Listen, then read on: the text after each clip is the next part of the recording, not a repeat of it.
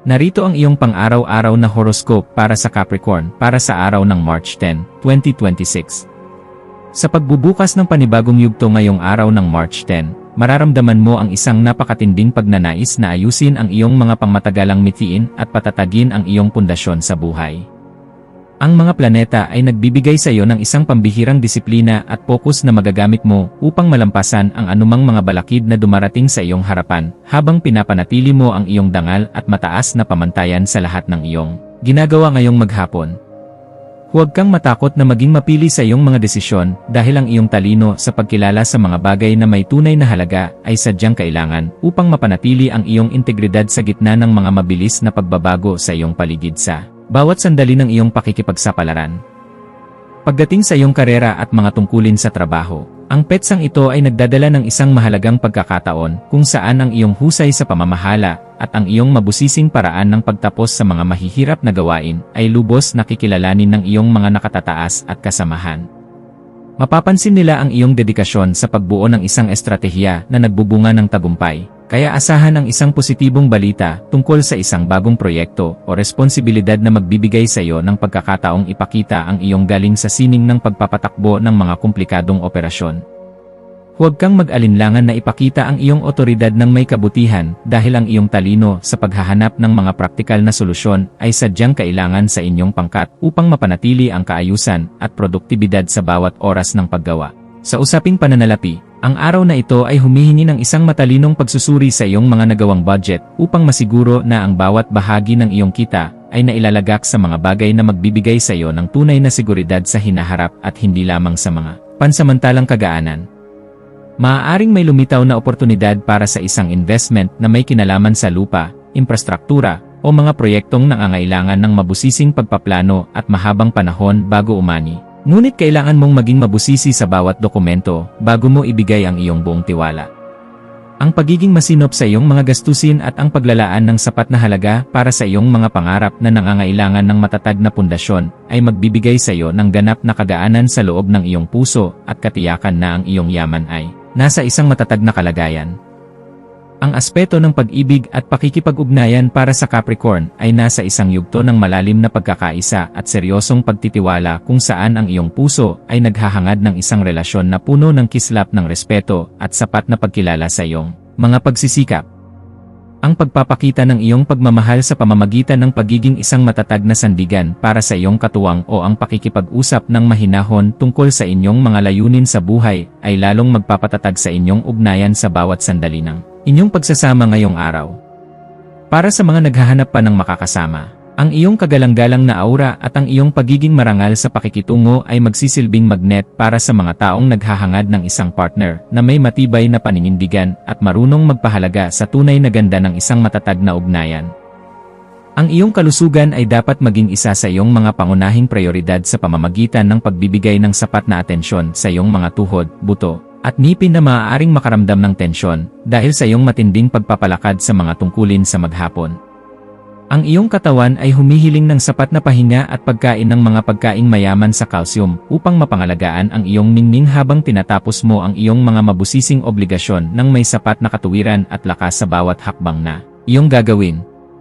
Ang pagsasagawa ng mga ehersisyong nagbibigay ng disiplina gaya ng yoga o ang simpleng pag-unat-unat sa gitna ng iyong trabaho ay makakatulong upang mailabas ang mga negatibong vibes at mapalitan ito ng sariwang inspirasyon na magpapatibay sa iyong buong sistema.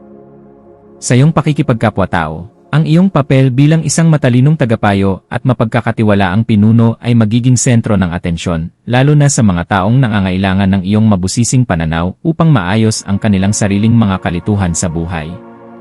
May isang kakilala o malapit na kasama na maaaring lumapit sa iyo upang humingi ng tulong tungkol sa kung paano magiging mas disiplinado sa pagharap sa isang malaking hamon, at ang iyong mga salita ay magsisilbing gabay na magbibigay sa kanila ng bagong direksyon.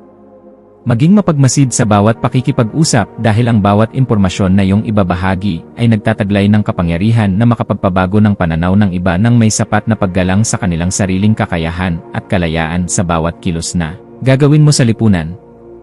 Ang iyong malikhaing isipan ay magkakaroon ng pambihirang kislap sa hapon, lalo na sa mga gawaing may kinalaman sa paggawa ng mga konkretong bagay, arkitektura, o anumang paraan ng pagpapahayag na nagpapakita ng iyong pagiging mabusisi sa sining ng istruktura. Huwag mong limitahan ang iyong sarili sa mga karaniwang pamamaraan lamang. Bagkus ay subukan ang mga makabagong estilo na magpapakita ng iyong galing habang pinapanatili ang kalidad at dangal ng iyong mga gawa para sa iyong sariling kaganapan at kasiyahan sa trabaho. Ang pagbuo ng isang bagay na may layuning magbigay ng kagaanan at kaayusan sa pakiramdam ng marami ay nagbibigay sa iyo ng ganap na tagumpay na sadyang napakahalaga para sa iyong emosyonal na pag-unlad bilang isang mahusay na individual. Para sa pamilya, asahan ang isang kaganapan sa loob ng tahanan na mangangailangan ng iyong pagiging mahinahon upang maging maayos ang takbo ng inyong samahan sa kabila ng mga posibleng maliliit na usapin tungkol sa inyong mga tradisyon o mga plano sa hinaharap. Ang iyong presensya ay magbibigay ng kagaanan dahil kaya mong magpaliwanag sa paraang madaling intindihin at may sapat na pagkilala sa nararamdamang pangangailangan ng bawat miyembro ng iyong pamilya sa bawat oras ng inyong pagsasama. Maging mapagpatawad sa mga pagkukulang ng iyong mga mahal sa buhay at maging isang gabay na laging handang tumulong sa pag-aayos ng anumang aberya. Dahil ang matatag na pundasyon sa loob ng tahanan ang tunay mong sandigan sa bawat hamon na inyong haharapin. Ang iyong intuwisyon ay magsisilbing isang matalas na kumpas sa pagpapasya tungkol sa isang bagong oportunidad na may kinalaman sa iyong personal na paglago o sa pagpapaganda ng iyong sariling kasanayan sa pakikipag-ugnayan sa mga taong may malalim na karanasan.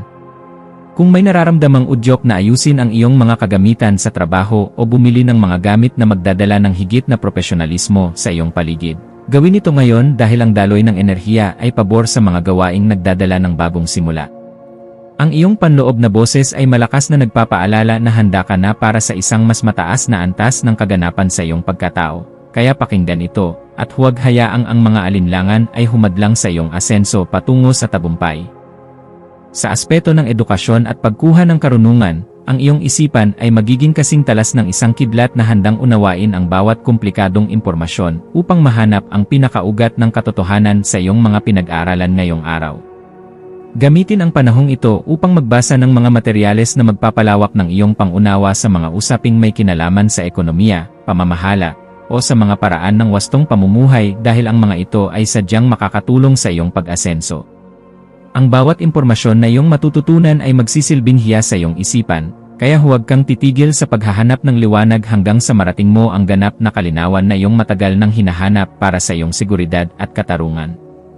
Iwasan ang pagiging masyadong mapagsarili o masyadong seryoso sa mga sitwasyong nangangailangan ng konting katuwaan upang hindi ka makagawa ng pader na maglalayo sa iyo sa mga bagong pagkakataon na maaaring magpabilis sa iyong pag-unlad. Ang pagpapanatili ng isang balanse sa pagitan ng iyong ambisyon at ng iyong pagiging mahinahon sa pagtanggap ng mga opinyon ng iba ay isang kasanayan na dapat mong pagtuunan ng pansin ngayong araw upang mas lalo kang irespeto ng lahat. Ang pagpili sa kung ano ang nakakabuti sa iyong pangmatagalang mitiin nang hindi isinasakripisyo ang iyong mga prinsipyo ay magbibigay sa iyo ng mas mabilis na resulta at mas malalim na kagalakan sa bawat sandali ng iyong pakikipagsapalaran sa mundong ito. Ang iyong espiritual na aspeto ay nangangailangan din ng pagkalinga sa pamamagitan ng paghahanap ng sandali ng katahimikan sa gitna ng iyong abalang schedule upang muling makakonekta sa iyong panloob na lakas na nagbibigay ng direksyon sa iyong buhay. Ang pagninilay-nilay tungkol sa iyong mga tunay na hangarin ay magbibigay sa iyo ng sagot kung bakit kailangan mong maging matatag at kung paano mo magagamit ang iyong talino para sa kabutihan ng iyong sarili at ng iyong kapwa-tao. Ang pagpapasalamat sa bawat biyaya, maliit man o malaki, na iyong natatanggap ay magbubukas ng pinto para sa mas marami pang milagro. Kaya panatilihin ang iyong integridad at ang iyong pagiging marangal sa lahat ng pagkakataon na ibinibigay sa iyo sa maghapon habang ikaw ay gumagawa. Maging mapagmasid sa mga dokumento, email, o mga mensaheng iyong matatanggap ngayong hapon, lalo na ang mga may kinalaman sa iyong mga ari-arian o mga legal na usapin sa iyong mga proyekto, at siguraduhin na naintindihan mo ang bawat detalye bago ka magbigay ng iyong pagsang-ayon. Ang paghingi ng payo sa mga taong may sapat na karanasan o sa iyong mga mentor ay isang matalinong hakbang na dapat mong gawin upang maprotektahan ang iyong mga interes at ang iyong pinaghirapan sa loob ng mahabang panahon. Ang pag-iingat sa ganitong mga usapin ay magbibigay sa iyo ng kapanatagan na ang iyong mga hakbang ay nasa loob ng katuwiran at hindi ka malalagay sa alanganin dahil lamang sa kakulangan sa mabusising pagsusuri ng bawat datos sa iyong buhay. Sa pagdating ng gabi, Maglaan ng oras upang ayusin ang iyong kapaligiran at ang iyong isip sa pamamagitan ng paggawa ng mga bagay na nagpapakalma sa iyong sistema, gaya ng paggawa ng listahan ng mga pasasalamat o pag-aayos ng iyong mga kagamitang pang-opisinang naiwan. Ang kaayusan sa iyong kapaligiran ay direktang nakakaapekto sa iyong pakiramdam. Kaya ang pagliligpit ng iyong mga kagamitan at ang pag-aayos ng iyong kwarto ay makakatulong upang maalis ang mga tensyon sa iyong isipan na dulot ng sobrang pagpapakapagod. Ang pagpapasalamat sa bawat tagumpay na iyong nakamit sa araw na ito ay magpapanatili sa iyong positibong disposisyon, na siyang magsisilbing magnet para sa mas magagandang balita na darating sa iyong pintuan bukas para sa iyong patuloy na ikaunlad at kagalakan sa araw-araw. Bilang huling payo para sa iyo, laging tandaan na ang tunay na lakas ay matatagpuan sa pagkakaroon ng isang mapayapang puso na laging handang umunawa sa sarili at sa ibang tao nang may sapat na pagmamahal sa bawat sandali ng iyong pagkilos. Manatiling nakatutok sa iyong sariling landas habang nagpapakita ng malasakit sa mga taong nasa paligid mo, dahil ang kaganapan ng iyong pagkatao ay matatagpuan sa pagbabahagi ng iyong liwanag ng may dangal sa lahat ng pagkakataon na ibinibigay sa iyo. Hayaang ang liwanag ng karunungan ang maging gabay mo sa pagtahak sa daan ng iyong mga adhikain, at maniwala ka na sa bawat pagsusumikap mo na magpakita ng kabutihan, mayroong magandang bukas na naghihintay para sa iyo sa bawat sandali. Ang iyong mga maswerteng numero para sa araw na ito ay 4, 10, at 19. Ang iyong maswerteng kulay ay madilim na kape o kulay uling na sumisimbolo sa katatagan at pagiging seryoso sa layunin. At ang maswerteng gawain para sa araw na ito ay ang pag-aayos ng iyong mga file sa computer, ang mabusising paggawa ng isang plano para sa iyong kinabukasan, o ang pakikipag-usap sa isang nakatatanda upang muling mahanap ang iyong kagalakan at sigla sa buhay.